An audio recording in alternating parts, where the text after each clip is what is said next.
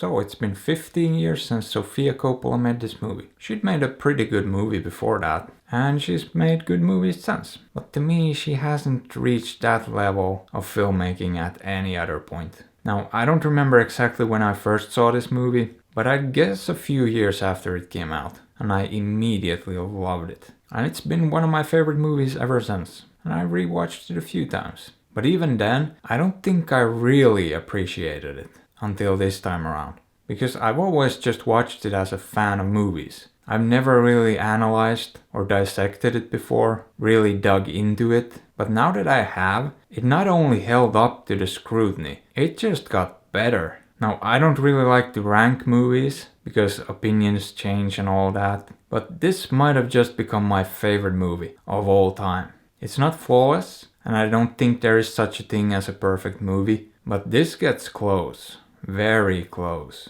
There's really only one part of the movie I don't love. And it's not like I hate it or even dislike it. I just don't love it. It's the party sequence. When they go out on town, the karaoke and all that. I don't know. What's really the purpose of it? I love the beginning of it, and I love the end of it. And if getting to that end requires all that, then I guess I'm fine with it. I just feel like it was a little bit long. But I mean, this is getting into extreme nitpick territory here.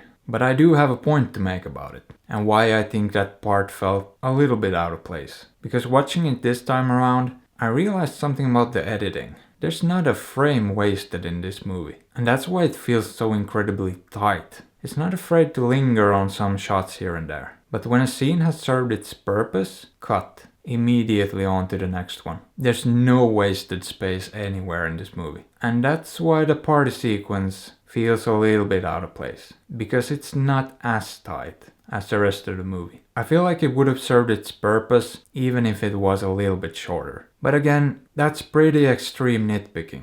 And if you have to dig that deep to find flaws in a movie, it's a pretty good movie. Now, another thing I noticed was that Scarlett Johansson is no Bill Murray. She's a good actor. I like her a lot. But she's no Bill Murray. But I actually think that's part of the charm. Part of what makes their whole dynamic work so well. He's an older, experienced guy who's been around the block a few times. And she's a young and, I wouldn't say naive, but a lot less cynical and beaten down by decades in show business. Which brings me to another thing I noticed. Everyone in this movie and their real life counterparts are in different points of their careers. And I feel like that's basically the theme of the movie. The struggles of the artist. And there's no one path to take. Everyone has to find their own way. And I feel like that applies to life in general too. Not just artists. And it's probably what makes this movie so relatable and compelling. Of course, the fantastic performances and the great writing and direction make the whole thing just a joy to watch.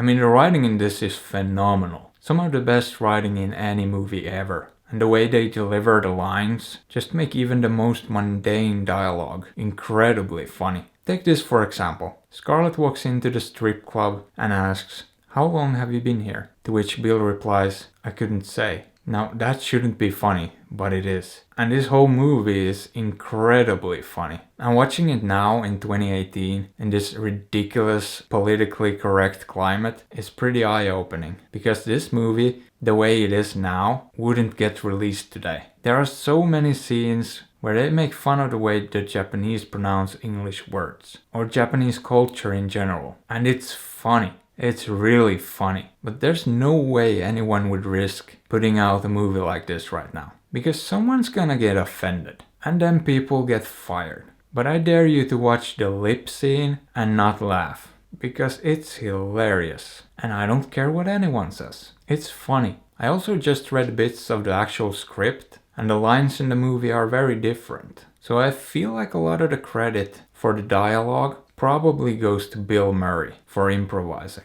Now, I don't know that for a fact, but I have a pretty strong feeling he punched it up a lot. Not to take anything away from Sofia, but Bill's a comedic genius and she's not. And a lot of the credit goes to her too, for not sticking to the script and realizing it's better if they don't. And another thing that makes this movie so different and great is the fact that it would have been so easy and it had to have been so tempting to just make this a straight up romance. But instead it's so much more than that. The whole relationship between the two of them is so well handled. It's probably as close to perfection as you'll ever get in a movie. And at the end of the day, it's really what makes this whole movie work. Handle that differently, or cast some different actors, and this would have just been another decent movie. But it's the perfect storm, and any filmmaker would be lucky to make even one movie this good in their whole career. And that's why I love it. So if you haven't seen it, go watch it. And if you have, maybe watch it again. Or don't. I'm not your dad.